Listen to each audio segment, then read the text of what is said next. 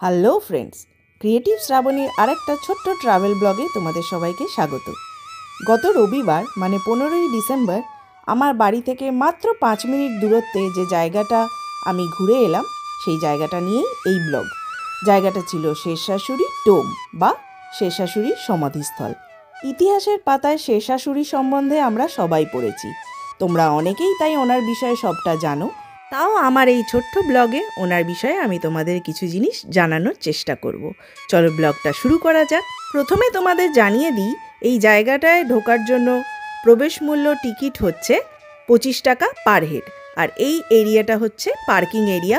এখানে bike parking charge হচ্ছে 10 টাকা আর বড় গাড়ির জন্য হচ্ছে 20 থেকে 30 টাকা। এখানে কিন্তু টয়লেটেরও সুব্যবস্থা আছে। আর এই জায়গাটি হলো সমাধিস্থলে যাওয়ার প্রথম দরজা বা গেট। চলো এই দরজা দিয়েই এবার তোমাদের ইতিহাসের পাতায় একটু ঘুরিয়ে নিয়ে আসি। শেরশাহ সুরি, যাকে প্রায়ই ন্যায়পরায়ণ রাজা সুলতান আদিল বলা হয়, তিনি ছিলেন ভারতের সুরি সাম্রাজ্যের প্রতিষ্ঠাতা। 1529 থেকে 1540 সাল অবধি তিনি বিহারের শাসক এবং পরবর্তীতে 1540 সালে মুঘল সাম্রাজ্যকে পরাজিত করে সার্বভৌম শাসক হিসেবে প্রতিষ্ঠিত হন। এরপর তিনি সুরি সাম্রাজ্য প্রতিষ্ঠা করে দিল্লিতে শাসন প্রতিষ্ঠা করেন এবং সম্রাট হিসেবে মুকুট গ্রহণ করেন। এরপর 1545 খ্রিস্টাব্দে তার আকস্মিক মৃত্যুর পর ওনার পুত্র ইসলাম শাহ ওনার উত্তরাধিকারী হন। শেরশাহ সুরি তার ন্যায়পরায়ণ শাসন, সামরিক প্রতিভা, সামাজিক সংস্কার এবং সড়ক নির্মাণের কাজের জন্য সুপরিচিত। বিখ্যাত গ্র্যান্ড ট্রাঙ্ক রোডটিও তারই নির্মাণ করা।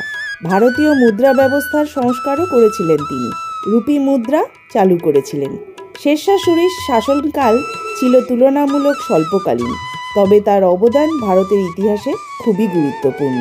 এতক্ষণ তোমাদের যা দেখালাম তা ছিল শেরশাহ সুরির সমাধিস্থলের বাইরের অংশ। এবার তোমাদের সমাধিস্থলটা দেখাতে নিয়ে যাই একটু ভেতরের দিকে। এখানে প্রবেশ করার জন্য কিন্তু জুতো খুলে প্রবেশ করতে হয়। ভেতরে শেরশাহ সুরির সাথে সাথে তার পরিবার পরিজনেরও সমাধি রয়েছে। মুসলিম ধর্মে শেরশাহ সুরিকে খুবই পুণ্যাত্মা রূপেই মানা হয়, তাই তার সমাধিস্থলে এখানে চাদর চড়ানোও হয়ে থাকে। এতক্ষণ তোমরা যে সমাধিস্থলটা দেখলে, এটা 1545 সালের 16ই আগস্টে শেরশাহ সুরির মৃত্যু প্রায় 3 মাস পরই নির্মিত হয় এবং এই নির্মাণের স্থানটি শেরশাহ সুরি নিজেই নির্বাচন করে গিয়েছিলেন। বিহারের সাসারাম শহরের দক্ষিণ প্রান্তে একটি বিরাট জলাশয়ের মাঝখানে অবস্থিত এই সমাধিস্থলটি স্থাপত্য শিল্পের একটি সুন্দর নিদর্শন। এটি ইন্দো ইসলামিক আর্কিটেকচারের একটি সুন্দর নিদর্শন এবং এখানে ভারতীয় এবং পার্সিয়ান স্টাইলের কারুকার্য দেখতে পাওয়া যায়। এটা লাল স্যান্ডস্টোন দিয়ে তৈরি এবং খুবই সুন্দর পাথরের খোদাইয়ের কাজ এই সমাধিস্থলে দেখতে পাওয়া যায়। মোটের উপর একজন মহানুভব মহান সম্রাটের স্মৃতিসৌধ হিসেবে এই জায়গাটি কিন্তু বেশ সুন্দর, কিন্তু অনেকেই হয়তো সুন্দর জিনিসকে সুন্দর রাখতে পছন্দ করে না। তারা মনে করে তাদের ভালোবাসার নিদর্শনটা এখানকার দেওয়ালে রেখে গেলে হয়তো তাদের ভালোবাসা পূর্ণতা পাবে, কিন্তু আমি সেটা মোটেই মনে করি না। এই সব কাজ থেকে বিরত থাকাটাই ভালো। আর প্রকৃতি তো আমাদের সাজিয়ে দিচ্ছেই, তাহলে আমাদের নিজেদের সাজানোর দরকার আছে কি? আমার বাড়ির থেকে মাত্র 5 মিনিটের ডিস্টেন্সে এই সমাধিস্থলটি আছে, সেটা আমি এখানে আসার পর থেকেই জানতাম, কিন্তু কোনোদিন আসার সময় সুযোগ হয়ে ওঠেনি।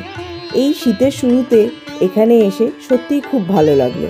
চলো আরও কিছু সুন্দর ল্যান্ডস্কেপ স্টিল পিকচার্স দেখিয়ে আজকের মতো ব্লগটাকে শেষ করি। আশা করি ব্লগটা তোমাদের ভালোই লেগেছে। কমেন্ট করতে ভুলো না কিন্তু। আর সেই একই কথা, যাওয়ার আগে তো বলে যেতেই হবে, ভিডিওটা ভালো লেগে থাকলে অবশ্যই লাইক আর শেয়ার করে দিও।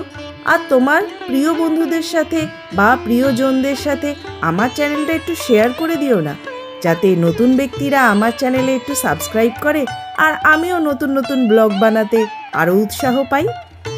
তাহলে আজকের মতো এখানেই ব্লগটা শেষ করব। দেখা হবে পরের কোনো ব্লগে।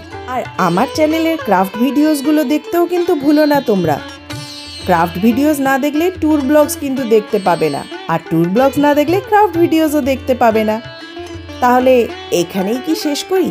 জানি তোমাদের মন বলছে অভি না যাও ছোড়কর, কিন্তু না গেলে আবার ফিরে আসবো কি করে, তাই না? তাহলে চলি, আজকের মতো এখানেই টাটা।